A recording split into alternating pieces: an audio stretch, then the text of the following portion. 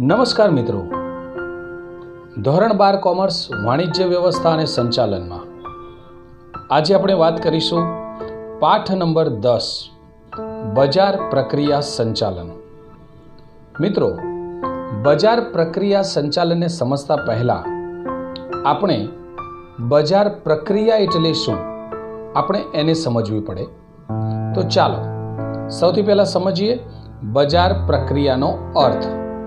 ગ્રાહકની જરૂરિયાતો મુજબ કે ગ્રાહકલક્ષી પેદાશો કે સેવાઓનું સર્જન કરી ગ્રાહક સુધી તે જરૂરિયાતો પહોંચાડવાની પ્રક્રિયા એને શું કહેવાય છે?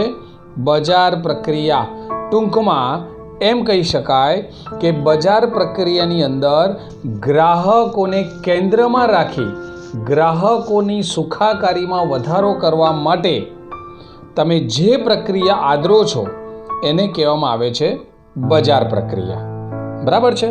તો ચાલો આજે આપણે વાત કરીએ બજાર પ્રક્રિયાના કાર્યો. કુલ 15 કાર્યોની વાત આજના લેક્ચરમાં આપણે કરવાના છે કે બજાર પ્રક્રિયાની અંદર એવા કયા કયા કાર્યો છે જેને કારણે આપણે આપણા ધંધાનો વિકાસ કરી શકીએ છીએ અને સાથે સાથે આપણે ગ્રાહકોને ઉત્તમ સગવડ પણ આપી શકીએ છીએ. મિત્રો, એ ખાસ યાદ રાખવાનું છે કે બજાર પ્રક્રિયા શબ્દ અલગ છે અને વેચાણ શબ્દ અલગ છે. કારણ કે બજાર પ્રક્રિયામાં માલના વેચાણ પછી પણ આપણે ગ્રાહક સાથે સતત જોડાયેલા હોઈએ છીએ. જ્યારે વેચાણમાં નાણાંના બદલામાં સેવા કે પેદાશનો વિનિમય થઈ જાય એટલે વેચાણનું કામ પૂરું થઈ ગયું. સમજાય છે? તો આપણે બજાર પ્રક્રિયાને ઊંડાણપૂર્વક સમજવાનું છે આજે. તો એના જે 15 કાર્યો છે એમાં સૌથી પહેલું કાર્ય છે બજારીય સંશોધન. તો બજારીય સંશોધન એટલે શું? કે ગ્રાહકોને કયો માલ પસંદ પડશે, કેવી રીતે વેચાણ થશે અને જોખમોને પહોંચી કેવી રીતે વળીશું એના વિશેની જાણકારી જો મેળવવામાં આવે તો એને બજારનું સંશોધન કર્યું કહેવાય. કારણ કે માર્કેટિંગ કાર્યોમાં બજાર સંશોધન એ પ્રથમ કાર્ય છે. એવું કહી શકાય કે ગ્રાહકો વિશેની માહિતી મેળવવા માટે આપણે બજારનું સંશોધન કરવું પડે છે. બરાબર? ત્યાર પછી છે મુદ્દા નંબર 2, માલનું એકત્રીકરણ. તો ઘણીવાર જુદી જુદી જગ્યાએ ઉત્પાદિત થયેલા માલને કોઈ એક મધ્ય સ્થળે એકઠો કરવામાં આવે, ભેગો કરવામાં આવે તો આપણે માલનું એકત્રીકરણ કર્યું એમ કહેવાય.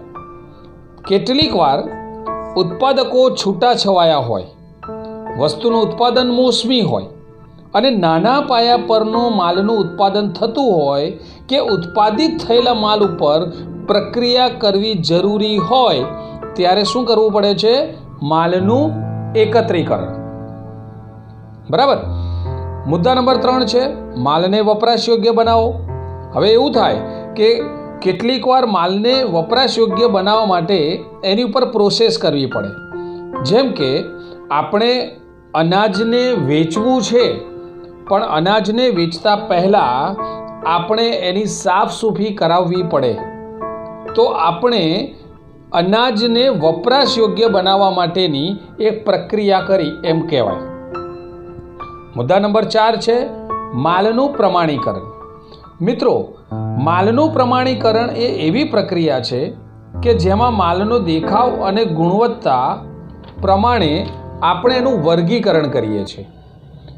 માલ માટેના ધારાધોરણો જે રૂપ, રંગ, કદ, ગંધ આ બધું જે હોય છે આપણે એને અલગ અલગ તારવીને એક ચોક્કસ માળખામાં ગોઠવવાનો પ્રયત્ન કરીએ છીએ. વર્ગીકરણનું કાર્ય એ પ્રમાણીકરણ સાથે જ કરવામાં આવે છે. વર્ગીકરણમાં જુદી જુદી ગુણવત્તાવાળો માલ અલગ અલગ વર્ગીકૃત કરવામાં આવે છે. તેથી માલના વર્ગની કિંમત નક્કી થાય અને ગ્રાહક પાસેથી આપણે યોગ્ય કિંમત વસૂલી શકીએ. બરાબર છે? ત્યાર પછી છે મુદ્દા નંબર 5, માલ પર નિશાની કરવી. તો મિત્રો, હરીફોના માલથી આપણો માલ અલગ તરી આવે એટલા માટે આપણે શું કરવાનું છે? માલ પર અલગ પ્રકારની નિશાની કરવાની છે. મતલબ આ માલની નિશાનીને આપણે બીજા અર્થમાં શું કહીએ છીએ? બ્રાન્ડ કહીએ છીએ. બ્રાન્ડમાં કોઈ પણ નામ, નિશાની, નંબર, કોઈ ચિત્ર કે પછી કોઈ ઉત્પાદકનું નામ લઈ શકાય. તો આવું કંઈક આપણે આપણા માલ માટે વિચારવાનું છે કે આપણો જે માલ વેચવાના છીએ એ માલ પર આવી કોઈક નિશાની હોવી જોઈએ કે જેથી આપણે હરીફોથી અલગ તરી આવીએ. બરાબર. ત્યાર પછી છે કિંમત નિર્ધારણ. તો મિત્રો, ઉત્પાદક પોતાના ઉત્પાદન અંગે વિવિધ પ્રકારના ખર્ચનો અંદાજ મેળવે છે, જેમાં માલનો ઉત્પાદન ખર્ચ, પેકિંગ ખર્ચ, વીમો, જાહેરાત ખર્ચ વગેરે જેવા ઘણા બધા ખર્ચાનો સમાવેશ થાય છે. અને આ બધા જ ખર્ચાને આધારે આપણે નક્કી કરી શકીએ કે જે ચીજ વસ્તુ આપણે વેચવાની છે એની કિંમત શું રાખીશું. કારણ કે આપણા માલની કિંમતમાં આપણી પડતર સમાયેલી છે. બરાબર છે. તો જ્યારે પડતર ઉપરની કોઈ કિંમત આપણે વસ્તુ માટેની નક્કી કરીએ છીએ તો જ આપણને નફો થશે. ક્લિયર? તો આપણે વસ્તુની કિંમત પણ નક્કી કરવાની છે, પણ કેવી રીતે? પડતરને આધારે. પડતરથી નીચી કિંમત નક્કી કરીએ તો શું થાય? નુકસાન. બરાબર છે. ત્યાર પછી છે માલનું પેકિંગ કરવું. તો મિત્રો, મોટા ભાગે દરેક પેદાશને પેકિંગની જરૂરિયાત તો હોય જ છે. બરાબર. એટલે કે પેકિંગને કારણે કોઈ પણ વસ્તુની ઉપયોગિતા સરળ બને છે. પેકિંગને કારણે માલની ગુણવત્તા અને ગુણધર્મો લાંબા સમય સુધી સચવાઈ રહે છે. એટલા જ માટે તમે જોતા હશો કે આપણે કોઈ કાચની વસ્તુ ખરીદીએ તો કાચના ગ્લાસ છે, કાચની બરણી છે કે એવી કોઈ ચીજ વસ્તુઓ છે તો એને ચોક્કસ પૂંઠામાં કે થર્મોકોલના પેકિંગ સાથે આપણને મોકલવામાં આવે છે. એનું કારણ શું છે કે માલનું પેકિંગ એ સૌથી મજબૂત બાબત છે.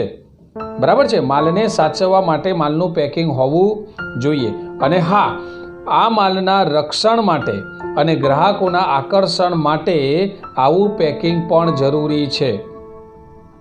મુદ્દા નંબર 8 છે માલનો સંગ્રહ કરવો. તો ગ્રાહકની જરૂરિયાત મુજબ પેદાશ બજારમાં મૂકવી જરૂરી છે, પણ એવું તો નહીં બને ને કે આજે જે માલ બજારમાં લાવ્યા એ બધો જ માલ વેચાઈ જશે. તો ઉત્પાદિત થયેલા માલને ગ્રાહકના હાથ સુધી પહોંચે ત્યાં સુધી એને કોઈ એક જગ્યા પર સંગ્રહિત કરવી પડે છે. એટલા માટે માલનો સંગ્રહ કરવો જરૂરી છે. બરાબર. મુદ્દા નંબર 9 છે વાહન વ્યવહાર. મિત્રો, કાચા માલનો પુરવઠો નિયમિત મળી રહે, તૈયાર માલને ગ્રાહક સુધી પહોંચાડવા અને વિતરણ કરવા વાહન વ્યવહારના વિવિધ સાધનોનો ઉપયોગ કરવામાં આવે છે. બરાબર. તો કોઈ પણ સાધનનો ઉપયોગ કરી આપણે અંતે એટલું જ કામ કરવાનું છે કે ગ્રાહકના ઘર સુધી કેવી રીતે પહોંચાડી શકાય. બરાબર. મુદ્દા નંબર 10 છે માલનો વીમો લેવો જરૂરી છે. તો મિત્રો, ગમે ત્યારે કોઈ પણ આકસ્મિક બનાવ બને, ચાહે કુદરત સર્જિત હોય કે માનવ સર્જિત હોય, પણ એ સંજોગોમાં જો આપણે વીમો લીધેલો હશે તો આપણે આપણા માલનું રક્ષણ કરી શકીશું. બરાબર.